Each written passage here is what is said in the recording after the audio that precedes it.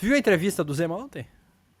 Porra, O quem meu não viu essa Zema aberração? passou vergonha na Globo. Nós trouxemos 3 trechinhos aqui Foi muito para engraçado. falar sobre a entrevista de Romeu Zema, começando pelo que mais repercutiu. É o tema da nossa thumb aqui de hoje. Dá para entender que é um ato falho? Dá. Mas ainda assim, foda-se. Vamos Daí? mostrar o que disse o Romeu Zema. Políticas contra o feminicídio. Em 5 anos do seu governo, o número de mulheres assassinadas pelo fato de serem mulheres só cresceu. Diante desses números, qual é o seu plano? Se o senhor for eleito candidato a presidente, que compromisso o senhor assumiria no combate à violência contra as mulheres? Eu tenho uma série de programas contra as mulheres. É verdade. Volta um pouquinho, como é? Contra? Como é, candidato? Contra? Eu tenho uma série de programas contra as mulheres, que inclusive... Isso, eu tenho uma série de programas contra as mulheres. E, Guga, deve ser verdade, porque o feminicídio aumentou 5 anos seguidos em Minas Gerais. Então, o Romeu Zema não deve ter mentido, deve ser real mesmo. Obrigado pela sinceridade. São 5 anos de aumento do feminicídio em Minas Gerais, que é um assunto seríssimo. Mas que o Romeu Zema aparentemente não tem exatamente muita proposta, cara. Não tem, porra, Zema, velho. Zema, a preocupação dessa turma é proteger mulher? Não é proteger empresário. Agora, que gafe bizonha. Eu fico imaginando o marqueteiro, velho. O cara, porra, Zema! Fudeu! Por que deixaram o Zema sozinho ali, galera, falando? Eu não sei se você percebeu, mas o Zema é uma fábrica de memes. Toda entrevista do Zema dá merda. Esse dia ele tava no podcast Três Irmãos, foi uma fábrica de memes. Uns 3 ou 4 cortes assim que... Ô, Guga, o cara governou Minas Gerais por 8 anos, cara. Com todo respeito aos outros estados do Brasil, Minas Gerais é o segundo estado mais importante do Brasil. Pois é. Em tamanho, em PIB, na economia. É o colégio eleitoral, né? Culturalmente, é um estado relevante pra cacete. O Romeu Zema, ele governou Minas Gerais por 8 anos. O que aconteceu com o Mineiro, Gustavo? Em Minas. Que elegeu essa porta por 8 anos, cara. Velho, e o pior é que Minas elegeu esse cara por 8 anos. E agora quer eleger Cleitinho, velho. Vocês estão de sacanagem. E o Nicolas é o grande nome de Minas. O PT, nas internas, faz uma previsão de que o Nicolas terá, quem sabe, até 2 milhões de votos este ano. Colégio eleitoral, o segundo maior do Brasil é Minas. É muita gente que vota ali. E a turminha tá... Caraca, no passado, tantos nomes importantes, né, na política que vieram de Minas, e agora, velho, os maiores exemplares de lá são quem? Cleitinho e Nicolas. Então, de fato, rebaixou. A política mineira está rebaixada. E Zema é parte disso, sem dúvida nenhuma. Tá aí Zema, a fábrica de memes, mais uma vez, fazendo com que o seu marqueteiro... O estado de Juscelino Kubitschek, Guga. Tancredo Neves, Itamar Franco, Dilma Rousseff. Tancredão, velho. Dilma. Você citou alguns dos grandes nomes, e tem muitos outros. Então, pô, que pena, Minas. Que pena, hein? Zema, Nicolas e Cleitinho. É isso que vocês estão reduzindo a política de vocês agora. Tem mais um trecho. O Romeu Zema, ele fica se pendurando entre ser anti-bolsonarista ou ser ultra-bolsonarista. Na verdade, em defesa do Romeu Zema, e olha o que eu vou falar em defesa do Romeu Zema, cara. Ele tentou, no começo da campanha, se descolar do bolsonarismo. Quando apareceu o escândalo do Master, ele bateu pesado no Flávio. Logo que apareceu, né? Bateu pesado, falou que o Flávio tinha que se explicar, que era uma vergonha ter uma relação dessa com o Daniel Vorcaro. Aí apareceu uma doação do Daniel Vorcaro para o Partido Novo de Minas Gerais. E depois o próprio Novo começou a espancar, porque no Brasil tem aliança com o Novo no Brasil inteiro. Entre Partido Novo e PL, de Flávio Bolsonaro. Então a galera falou, ô irmão, fica quietinho aí, para não atrapalhar nossas alianças locais, porque senão você vai foder nossa vida. E aí, se equilibrando entre ser bolsonarista ou não bolsonarista, o Romeu Zema tem uma dificuldade enorme de falar de temas que deveriam ser temas, Guga Noblar, sem debate, sem discussão, como, por exemplo, vacinação. Pois é, quando perguntaram sobre o Zema, sobre vacinação, ele falou isso aqui, ó. Inacreditável. Repito aqui, de um surto de sarampo, São Paulo com 23 casos confirmados. Qual é o papel do governo? E se a maioria não se vacinar, a vacina perde o efeito, né? O papel do governo é fazer campanha de conscientização, é vacinar o maior número de pessoas possíveis. Parece bom. A resposta, Ao contrário, podemos ter um surto. a resposta podia terminar aí, não podia? Podia. Tava bom, até aí tava bom. Tava bom. Porra, vamos vacinar todo mundo, velho. A vacinação é Parecia que ele tinha importante. entendido. Parecia. Aí! A resposta continua. Aí a galera Agora, vai o que me preocupa muito é a questão da segurança pública. O que esse governo tem feito com relação a bandidos, E o Lula? né, que estão E o matando PT? sem parar, muito mais do que Original. qualquer doença. Entendi. Então, o que eu quero é o governo ir atrás de bandido, não ir atrás de quem falou. Eu não concordo com a vacina. É um direito num país democrático. Não é. Primeiro, o Chico Bento fascista, não é um direito você não se vacinar. E eu vou dizer por quê, Guga. Eu falei ontem e vou repetir. Quando você se vacina, você se protege, aumenta a sua proteção, novamente, né? A vacinação não te torna imune. Aumenta suas barreiras de proteção contra a referida doença. Você tá protegido, certo?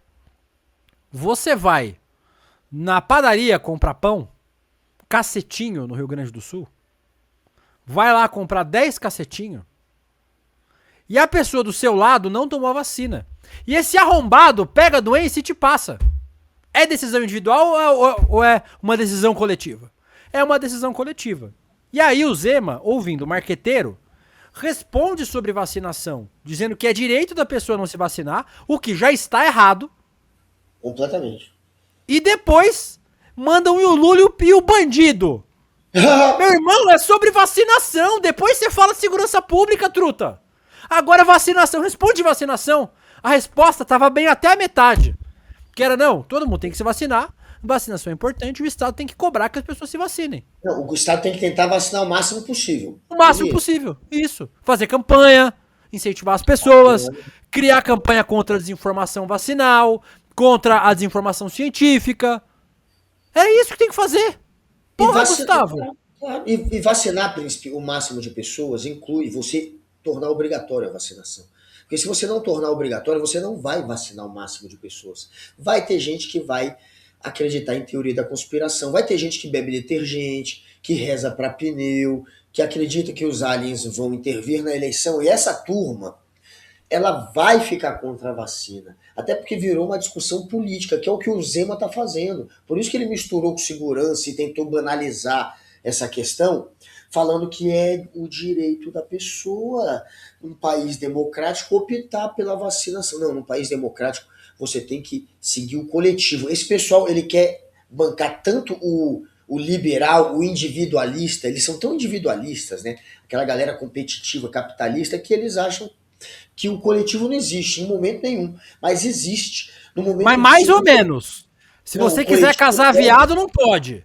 Se a mulher quiser abortar, não pode. É liberdade individual ao máximo, mais ou menos. Não, ainda tem isso, Se né? o viado quiser casar, não pode. É. A liberdade deles ainda é hipócrita. A liberdade individual que eles pregam é só porque é de interesse deles.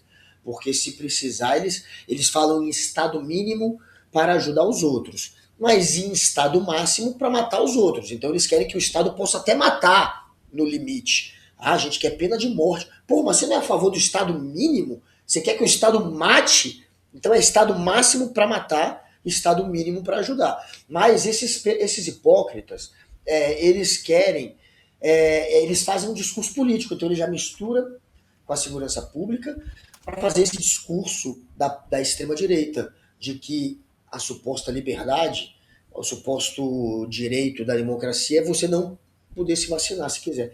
No limite, não se vacinar. Essa é a turma que vota no Zema. E assim ele se aproxima do eleitor dele. O eleitor dele é esse imbecil. Ele não pode ficar contra o eleitor dele. Ele tem medo de fazer um discurso que seja obrigatória a vacinação. Porque os idiotas que rezam para pneu é o público-alvo desse cara. Então, tá aí ele fazendo, sendo irresponsável, cara. Porque o certo é você pensar no coletivo. E o coletivo existe. A sociedade, ela é coletiva. A gente é um indivíduo que é um indivíduo em si, mas a gente vive de maneira coletiva. A gente se organiza de maneira coletiva e a gente precisa combater uma doença que só é combatida se tiver o interesse coletivo, se tiver a união de todo mundo. Como explicou a jornalista ali, né, a Renata Vasconcelos, se você não tiver uma maioria que se vacine, não adianta, a doença vai se proliferar, precisa sim ser obrigatória a vacinação. É óbvio que precisa, e todo mundo que entende de ciência e que entende de medicina diz isso. E tá aí o Zema indo contra a ciência. Romeu Zema falou de segurança pública quando foi perguntado de vacinação, Gustavo. Aí, quando ele foi falar de segurança pública, ele falou isso aqui, ó. Quero retomar a pergunta que eu fiz ao senhor e vou citar algumas decisões do Nayib Bukele.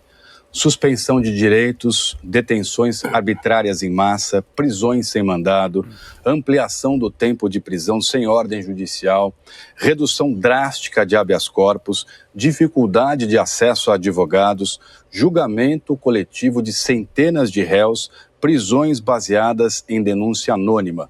O senhor concorda com essas medidas? Não concordo. Nós temos no Brasil um sistema judiciário robusto, só que extremamente caro e lerdo, que eu também quero reformar. No dia que nós tivermos aqui uma justiça ágil, uma justiça que julgue rápido, nós vamos ter condição de colocar bandido atrás da grade. Tá aí tanto recurso tecnológico, inteligência artificial, etc., e o judiciário mais caro do mundo e um dos mais lentos. O que eu quero é que a justiça seja feita para os brasileiros de bem. 40 mil mortos não é pouca coisa. Mas se o senhor não concorda com essas medidas, por que o senhor se inspira concorda na com quem, política então? do Nayib Bukele? O que eu vi lá foi o seguinte, colocaram os bandidos atrás das grades Mas e como? com isso os homicídios caíram 99%. Será que não é isso que nós queremos aqui no Brasil? Com essas medidas? Nós podemos fazer prisões aqui dentro da nossa lei. As leis de lá são outras. Agora, por que aqui, muitas vezes, um estuprador, um serial killer, tem benefício para sair serial e mata killer? e estupra mais alguém? Isso eu sou contrário, isso nós temos que mudar. É o modelo de El Salvador do Nayib Bukele. O que eu vi lá foram as pessoas vivendo muito melhor. Eu fui em comunidades lá e as pessoas falaram, a minha vida Meu saiu irmão, da água para o vinho. É até faz algo sentido. que eu acho que a nossa imprensa deveria estar mostrando para o brasileiro. Não faz Porque sentido. El Salvador, 300 mil salvadorenhos que moravam fora voltaram para El Salvador. Será que o país piorou? Nós temos 5 milhões de brasileiros fora hoje. Muitos foram embora por causa da violência. Para mim não tem nenhum indício que fala mais que o país melhorou do que o retorno das pessoas. E o Brasil continua mandando gente para fora. Ô, Gustavo, é a mesma vergonha que o Renan passou. Meu irmão, eu defendo o modelo de El Salvador. Beleza. Você defende prisão coletiva? Você defende prisão pela pessoa ter uma tatuagem? Você defende prisão sem mandato? Você defende prisão por a pessoa viver num território? O que você defende, então? É mega prisão? É construir prédios grandes? Eu concordo. A minha proposta é construir presídio para 100 mil pessoas. Tá bom. Faz lá o presídio. Não, eu acho que a gente tem que seguir a lei. Então você está dizendo que a justiça não segue a lei brasileira. Diz aí que o juiz não segue a lei. Tem que ter endurecimento de pena para criminoso. Tem que ter o bandido tem que ficar mais tempo na cadeia. Tá bom. Eu acho uma proposta que pode ser discutida. Agora, se você quer discutir El Salvador é assim. Tô eu e o Guga e fulaninho num carro, a polícia para o carro, o fulaninho tem um mandato por tráfico, vão os 3 presos. Irmão, os caras aprendem por tatuagem. Tatuagem eles acham que é de uma facção, foda-se, tá preso. Guga, É assim que virou. a pessoa mora num bairro, a pessoa vai presa, porque a pessoa mora no bairro. O bairro é. Virou um bagulho completamente. É isso que você defende? Então defende, caralho! Não defende mais ou menos, não defende. Defende inteiro. É isso, você defende inteiro. Porque você não pode pegar na pica só na pontinha, Guga. Você tem que pegar na pica toda. Lógico. Ou você defende ou você não defende. Você defende o modelo todo, então você não tem coragem? Diz que vai mudar a Constituição. Diz que vai usar o Congresso para mudar a Constituição. Ou melhor, se são autoritários, faz que nem o Bukele. Fala que é a Constituição que se foda, eu vou fazer de um jeito ou de outro. Vocês não são picudo? Não é o que vocês querem? É fazer isso? Então faz, porra! Agora não adianta comprar, vender fumaça pra galera. E falar assim, não, veja só, eu defendo o Bukele, mas seguindo as leis brasileiras. Então você não defende o Bukele, seu animal! Você defende a lei brasileira. Você pode querer endurecimento de pena, você pode querer um monte de coisa, que eu posso não concordar, posso concordar ou não concordar em alguns casos, depende. Mas você não defende o Bukele. Defende o que você quer defender então, animal. Porra, é patético, né, isso. Eles comparam. Primeiro que não dá nem pra colocar o Brasil numa comparação com El Salvador. El Salvador tem 6.400.000 pessoas. Que é a população da Zona Leste de São Paulo. Patético, né? Você querer controlar a violência num país com 6 milhões e controlar a violência num país com mais de 220 milhões de pessoas é um pouquinho diferente. Não dá para fazer uma analogia de Brasil e El Salvador. A gente tem que comparar com a Colômbia. E por que a gente não compara com esses exemplos como Medellín? Medellín era a cidade mais violenta do mundo. E como é que foi a transformação de Medellín para uma das cidades mais seguras hoje da América Latina? Não foi com confronto. Eles tentaram o confronto. Gente, o Brasil tentou o confronto. A gente tenta o confronto o tempo inteiro e não deu certo. A gente já mandou exército pra porra do morro. Já colocou exército pra imagina se resolvesse no Rio de Janeiro, Gustavo. O Rio de Janeiro já teve uma série de intervenção, caralho. O Rio de Janeiro hoje era aquelas imagens bíblicas, sabe? Que tem as pessoas deitadas com o leão, com o tigre. O Rio de Janeiro era um paraíso, cacete. Velho, dá vontade de perguntar, vem cá, vocês, ô Zema, essa turma que fala em Bukele, vocês são idiota, velho. Vocês não estão vendo que a gente já bukelizou o Brasil muito antes de El Salvador e não deu certo. Aqui a gente já fez isso. A terceira é uma população carcerária do mundo, Gustavo.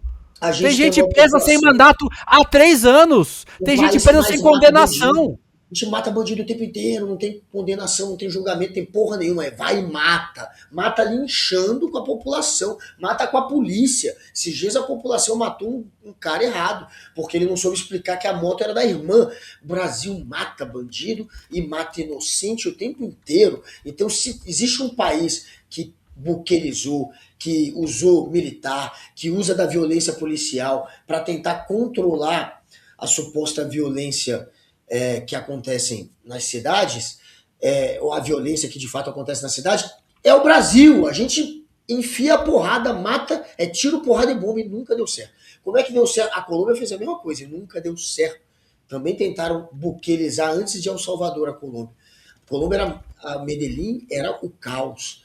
E o que deu certo lá foi o Estado entrar para fazer com que a favela, por exemplo, passasse a ter ali o Estado presente. Colocaram, investiram nos meios de comunicação, nos meios de locomoção, na possibilidade de emprego, criaram oportunidades de emprego, criaram escolas, aquilo que a esquerda sempre diz. O Estado tem que entrar com saúde, educação, oportunidade de emprego. Fez o que a esquerda e os progressistas sempre pregaram. A violência, claro, em algum grau existiu no Estado. Tem que ter o Estado armado ainda. Mas o que foi o principal foi exatamente levar uma condição de vida digna para aquelas áreas que eram controladas pelo tráfico. E deu certo, caralho. Deu certo, adivinha, deu certo. Então por que a gente usa como exemplo? Por que usa como uma porra do exemplo? El Salvador, um lugar com 6 milhões de pessoas que está acabando com os direitos humanos, acabando com os direitos civis, partindo para cima de todo mundo e prendendo até por tatuagem. Por que usar esse exemplo como bom? E não usar o exemplo Medellín? Eu tenho uma proposta. Acabei de pensar. Fazer o seguinte, vamos implantar por 2 anos o processo que vocês querem. Seguindo as regras de El Salvador. Se em 2 anos não resolver, quem vai pro paredão de fuzilamento são vocês. Vocês topam? 2 anos. Eu topo. Eu topo. A gente já vamos fazer 2 anos. 2 anos. Pra ver se tá certo. Eu ia dar 1 ano só, mas vou dar 2. 2 anos. Não deu certo, quem vai pro paredão de fuzilamento é Romeu Zema, é Renan Santos. Vocês topam fazer? Não topam, né? Não vai topar nunca. Vocês não vão topar, né? Vocês não vão topar, vocês sabem que não dá certo. Vocês sabem que tem... E eu topo, Gustavo, discutir aumento de pena pra crime hediondo, redução de benefício pra crime hediondo, eu topo tudo isso. Mesmo porque a maioria das pessoas que estão presas no Brasil é jovem, preto, pobre, por conta de tráfico de pequenas quantidades de droga. O que eu acho que nem tinha que ser crime. Eu acho que a produção e venda de droga tinha que ser regulamentada e legalizado, dentro de regras específicas para cada uma das drogas. A gente já falou isso aqui algumas vezes no rolê. Eu continuo com a mesma opinião e sei que você compartilha dessa opinião comigo. Agora, vamos fazer assim, gente. Bota por 2 anos para funcionar aí. Se não der certo, quem vai pro paredão de fuzilamento são vocês. Vocês topam? Pode dar até 4 anos se quiserem. Não vai dar certo, velho. O Brasil não faz dá, isso Gustavo. Não dá, cara. 30 Pô, anos. se matar preto e pobre, se matar preto e pobre, enfiar a gente na cadeia der certo, o Brasil era o paraíso. E é bizarro. A gente que tem a preto segunda e maior pobre população não. carcerária do mundo, Gustavo. Príncipe, os caras matam, a polícia do Brasil, né, mata 18 por dia, 30% dos homicídios, desses 40 mil, né, que eles perguntaram, morrem 40 mil por ano. 30% é a polícia que mata, tá? Só isso. Então, assim, a polícia mata doidado A gente aqui tem no a Brasil. terceira maior população carcerária do mundo, atrás de E tem a Estados Unidos e terceira China. maior. E nunca deu certo essa violência toda contra. E é contra preto e pobre mesmo, porque se você for ver, 82%, mais de 80% dos mortos pela polícia são exatamente pretos e pobres. Eles matam preto e pobre. E é isso, e não adianta porra nenhuma a violência. Não adiantou, nunca adiantou. O Brasil é o país mais violento que existe no trato contra o crime, né? A gente mata sem nem julgar aqui. A polícia vai e mata, escolhe e mata. Então, não funciona bandido bom e bandido morto. O que funciona é levar, de fato, condição de vida decente para esses lugares que são controlados pelo tráfico. Foi o que aconteceu na Colômbia e foi assim que deu certo na Colômbia. Eles tentaram mandar militar, matar doidado, só ir para o confronto. Não deu certo, eles cansaram de fazer isso e tiveram que tentar o que parece mais humano e que eles demoraram tanto para tentar, né? Que era levar uma condição de vida mais decente para quem está ali. E aí deu certo.